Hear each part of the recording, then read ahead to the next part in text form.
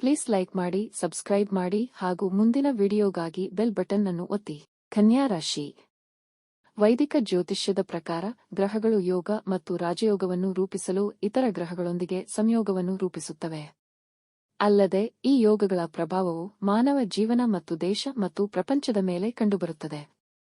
ಮಕರ ರಾಶಿಯಲ್ಲಿ ಶುಕ್ರ ಮತ್ತು ಮಂಗಳನ ಸಂಯೋಗವು ರೂಪುಗೊಳ್ಳುತ್ತಿದೆ. ಇದರಿಂದ ಧನ ಶಕ್ತಿ ಯೋಗ ರೂಪುಗೊಳ್ಳುತ್ತಿದೆ. ಈ ಧನ ಶಕ್ತಿ ಯೋಗದ ರಚನೆಯೊಂದಿಗೆ ಕೆಲವು ರಾಶಿಚಕ್ರ ಚಿಹ್ನೆಗಳಿಗೆ ಒಳ್ಳೆಯ ದಿನಗಳು ಪ್ರಾರಂಭವಾಗಬಹುದು. ಸಂಪತ್ತಿನಲ್ಲೂ ಹೆಚ್ಚಳವಾಗಬಹುದು. ಆ ಅದೃಷ್ಟದ ರಾಶಿಗಳು ಯಾವುವು ಎಂಬುದು ಇಲ್ಲಿದೆ.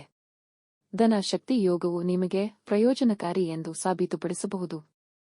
ಏಕೆಂದರೆ ಈ ಯೋಗವು ನಿಮ್ಮ ರಾಶಿಯಿಂದ 5ನೇ ಮನೆಯ ಮೇಲೆ ರೂಪುಗೊಳ್ಳುತ್ತಿದೆ. ಆದ್ದರಿಂದ ಈ ಸಮಯದಲ್ಲಿ ನೀವು ಮಾನಸಿಕ ಶಾಂತಿಯನ್ನು ಪಡೆಯುತ್ತೀರಿ. ಅಲ್ಲದೆ ಪ್ರೇಮ ವ್ಯವಹಾರಗಳು ಮತ್ತು ವೈವಾಹಿಕ ಜೀವನದಲ್ಲಿ ಸಂಬಂಧಗಳು ಗಟ್ಟಿಯಾಗಿ ಉಳಿಯುತ್ತವೆ. ಅಲ್ಲದೆ ಈ ಸಮಯದಲ್ಲಿ ಮಕ್ಕಳಿಗೆ ಸಂಬಂಧಿಸಿದ ಕೆಲವು ಒಳ್ಳೆಯ ಸುದ್ದಿಗಳನ್ನು ಸ್ವೀಕರಿಸಬಹುದು.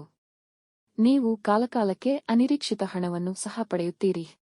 ನಿಮ್ಮ ಆದಾಯದ ಮೂಲಗಳು ಸಹ ಹೆಚ್ಚಾಗುತ್ತವೆ.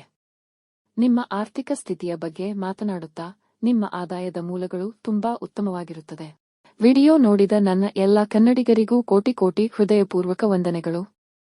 ದಯವಿಟ್ಟು ಸಬ್ಸ್ಕ್ರೈಬ್ ಮಾಡಿ, ಲೈಕ್ ಮಾಡಿ.